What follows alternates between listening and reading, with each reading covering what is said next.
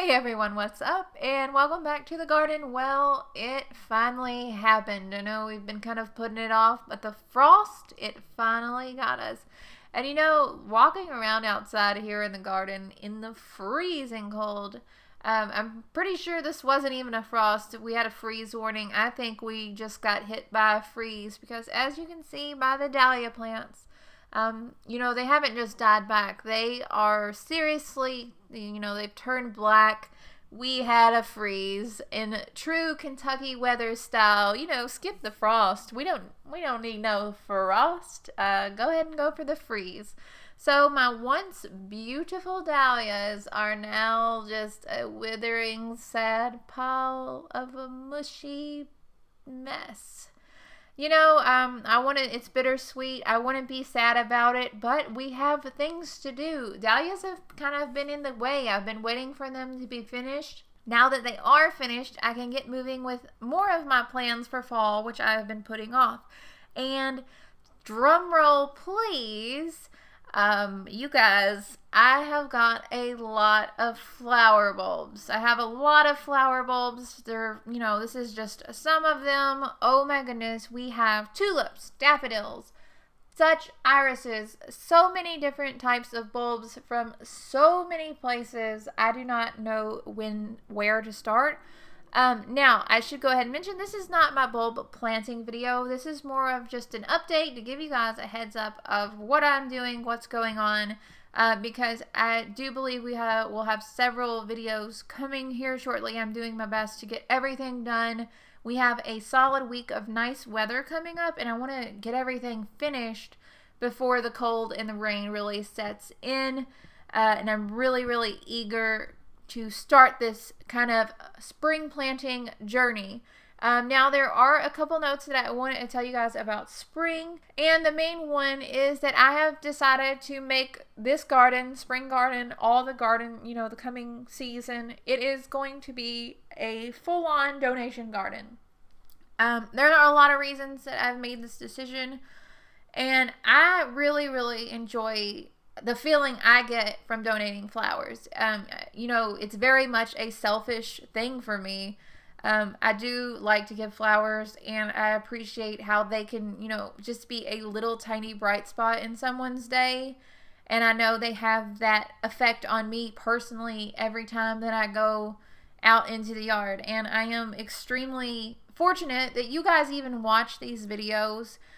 So basically, I've pretty much taken most of my ad revenue, if not all of it, a lot of the ad revenue, and I have reinvested the money into our flower bulbs. Lots of daffodils going in this season to give you guys some idea of the bulbs that we have purchased. And I say we because, it wouldn't be happening without you. So thank you. I really do appreciate it. We're going to be planting about 3,800 flower bulbs.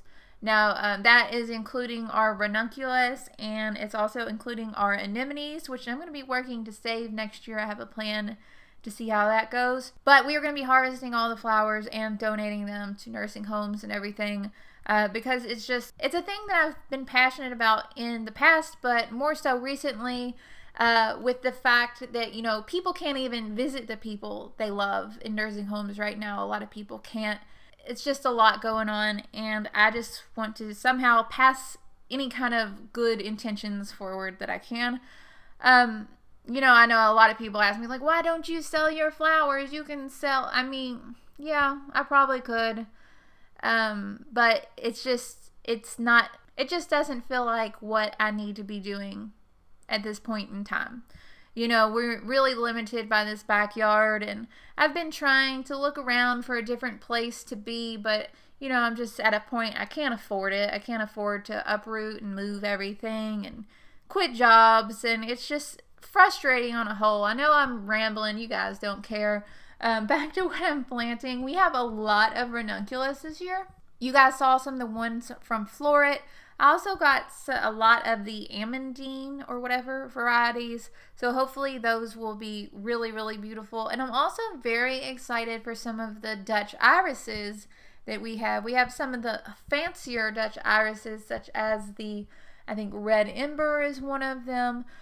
Just really a lot of stuff going on in terms of bulb planting. At this time when I'm recording this video, I have most of the daffodil bulbs completely planted. And to give you some perspective, we have 750 daffodil bulbs. Holy cow, that's crazy in itself. And it actually didn't take that long to get them all planted, but I am editing that video. It's funny, I actually saw one of my suggested videos was from Garden Answer, and she was like, I planted 750 blah, blah, blah. That's not what she sounds like. I don't know why I gave her that voice. I'm just really tired, I guess.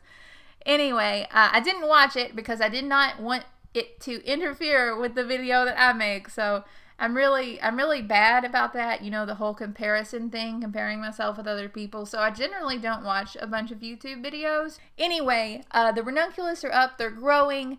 We are going to have a transplant video soon. Not one specifically for the ranunculus, but one specifically for all of the hardy annual flowers, which I will show you guys here in a second. I also wanted to quickly touch on the progress of the chrysanthemums.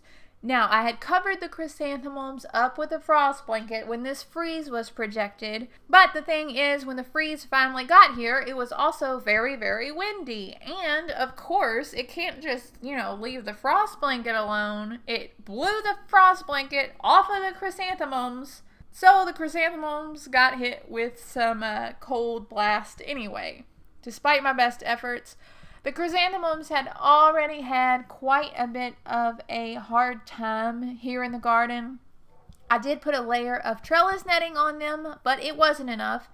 These things grew a lot in the shade, way too much shade. I planted these in a portion of the garden that got way too much shade. As you can see, they're all kind of laid over. They're reaching for sunlight. They're desperate for sunlight. This is totally my fault. They've been rained on. They've been hailed on. They've been frozen. Pretty much everything I could possibly do to neglect these chrysanthemums. Yeah, I've done it. Like, I don't know why I'm so bad at growing chrysanthemums. I guess if I try again next year, and I will, don't worry, I'll try again next year, I will be ready and willing and ready to go in terms of caring for these bad boys. But you know what? Sometimes it takes a little bit of trial and error, and we're still being rewarded with very, very pretty blooms. So at this point in time, I'm not sure if I'm going to be able to do a full chrysanthemum tour of each variety just because everything's such a mess. But I am going to try my absolute hardest because there are some total beauties in here, totally gorgeous, that I think the world needs to see because, it's November. Here we are, it's November, and I have chrysanthemums blooming in the garden even though we've had our first frost. It's cold, all the leaves are falling off the tree. Any kind of flower that wants to keep blooming for me, thank you, I appreciate it. It's a keeper in my book. Touching base on the hardy annuals, they are looking great in their trays. That's all I can say. Some of these trays look like they were professionally grown by somebody, and it's like mind-boggling that I sowed the seeds. Like, some of them look so good. I guess it's just one of those things that the more experience you get, the better things turn out. I don't know. Maybe I'm getting the hang of this. Who knows? That's really about it for this update video. Thank you so much for watching. I am, of course, so appreciative. As always, links to all my stuff, like the blog and the Patreon and everything, is down in the description below. Don't forget to subscribe and tell your friends, and I'll talk to y'all later. Bye, guys.